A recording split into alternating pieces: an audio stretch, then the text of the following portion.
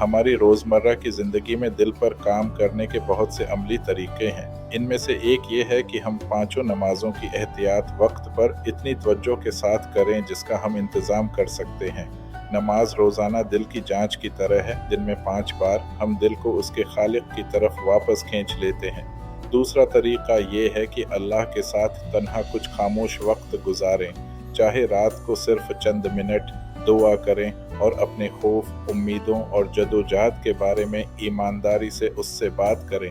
सदका देने का भी दिल पर असर होता है। जब आप अल्लाह की खातिर देते हैं, ख़ास तौर पर जब ये मुश्किल हो, तो ये लालच और खुद गर्जी को तोड़ देता है और उनकी जगह सखावत और अल्लाह के वादे पर भरोसा करता है।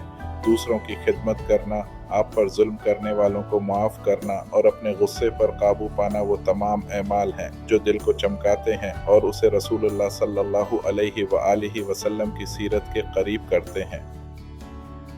एक दिन हम में से हर एक अल्लाह के सामने खड़ा होगा। इस दिन जिन चीज़ों ने उस दुनिया में लोगों को मुतासिर किया, हमारे कपड़े, हमारी कारें, हमारा सोशल मीडिया, हमारे टाइटल्स, कोई फ़र्क नहीं पड़ेगा। अल्लाह हमें कुरान में बताता है कि क़यामत के दिन न माल और औलाद कुछ काम आएगी, सिवाय उसके जो अल्लाह के पास सच्चे दिल के साथ आए। अल्लाह के सामने खुलूस, मोहब्बत, आजिज़ी और तवक्कुल से भरे दिल के साथ खड़े होने का तसव्वुर करें। एक ऐसा दिल जो अपनी गलतियों और जदोजहद के बावजूद हमेशा उसकी तरफ पलटा। यही कामयाबी है, यही हतमी मकसद है। यही वजह है कि सालिहीन हमेशा ये दुआ क्या करते थे कि ए अल्लाह, दिलों को फेरने वाले, मेरे दिल को अपने दीन पर साबित कदम रख।